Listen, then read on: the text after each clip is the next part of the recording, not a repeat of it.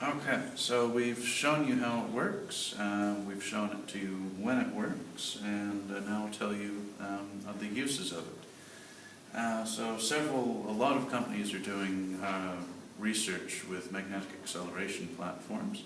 So with the military, one of the best ones so far that's been declassified, or that we know of at least, is BAE Systems railgun.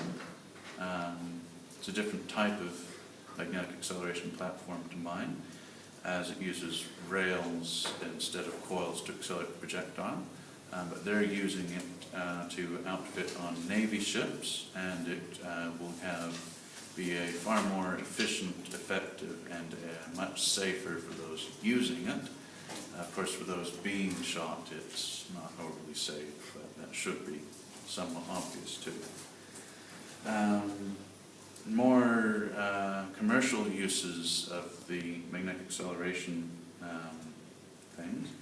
They're using, in the United States, they're planning on building a train system to link between some of the major cities on the west coast, where the train is very heavy piece of iron, and it will be suspended in a very large tunnel using huge, massive coils, easily the size of your average room, to propel the train at very high speeds in a low friction environment inside the tube between the two cities, and should in theory be 2 or 3 times faster than air travel.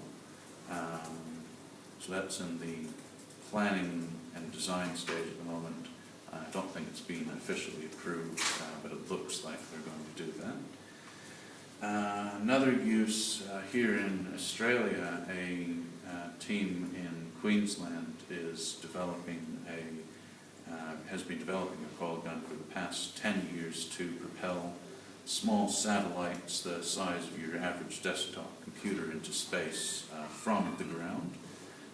They've recently been somewhat successul. They've got an object of approximately the right size and mass almost into a stable orbit. So there are those uses. Uses of the one I have built, largely experimental. At some point, as I mentioned earlier, I may make it waterproof to tests, firing it in different viscosity fluids. Viscosity, I haven't really explained that yet, but that's how thick something is, or how hard it is to travel through a fluid. So air, it's quite easy. Water, you can swim through it. It's viscous enough for you to push yourself along, and things like honey and oil are even more viscous.